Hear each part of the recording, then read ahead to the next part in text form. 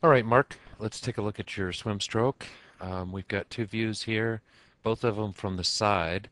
Up top here is the above water view, and down below the below water view.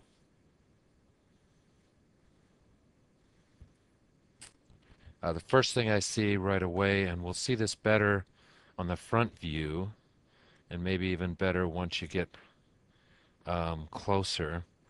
Nice high elbow.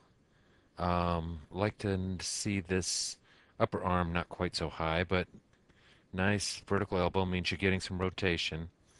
However, watch as the arm enters the water. You are going to cross that arm. So here's your center line this way. You've already crossed that arm over and it's not even in the water yet. As you go further, the arm crosses over severely. And the problem with that we'll see probably better from the front view and maybe a little better when you get closer to the camera. But rather than your body looking nice and long and straight down this line, what we're going to see is the upper body kind of out in this direction and then the lower body back this way. So your body kind of bends over. As this arm comes across, your shoulders follow, but your lower body stays in line. So we don't want to do that crossover. Pretty good rotation of the head. Not much lifting there. We see again with this arm, it's hard to tell how far it crossed over, but it was definitely going at an angle over towards the side of the pool. This one severely crosses over. So what you're going to have to do, really to correct that, is you're going to have to feel like the arms are out like this as they enter the water. Way, way out here. And from experience, what I've seen in the past is feeling like that arm is way out here, and this is your center line. You're actually going to move it from, let's see how far it goes, from way out here, you may move it over to here, but it's going to feel like it's way, way out here. So you're going to have to really exaggerate that feeling in order to get those arms out where they're not crossing over. Good head position. Nice rotation.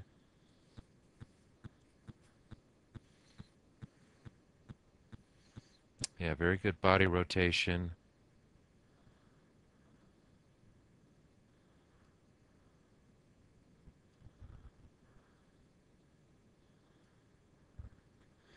Nice breath. Very little lifting of the head at all. Just slightly right there, we can see just a slight lifting of the head. A little bit of over rotation.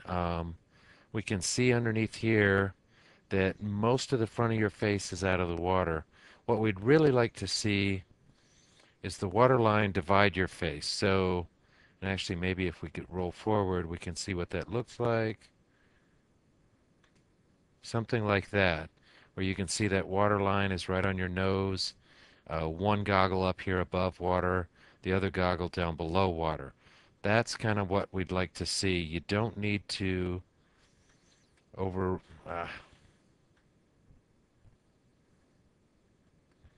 come back, there we go. You don't need to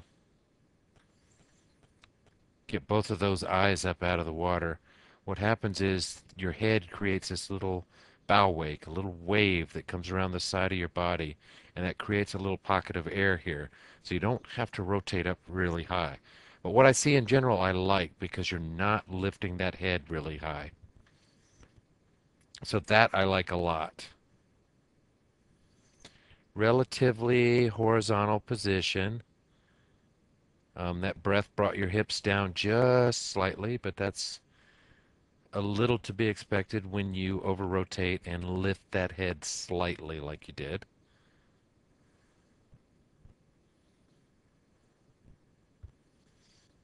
Looks like you're kicking from the hips like you're supposed to.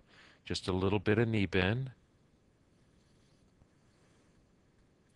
Looks like you could probably work on your ankle flexibility. Once again, nice breath, just slightly over rotated. That's okay. Not a really bad thing. Work on rotating that head a little less all the time. So the biggest thing I've seen here is this arm crossing over really badly. And we'll see in the front view just what that does to your body. So good rotation, good head placement, nice position on top of the water. We can see your hips just below and on top of the water here. Pretty good swim stroke. We'll take a look at the front view next. Good job, Mark.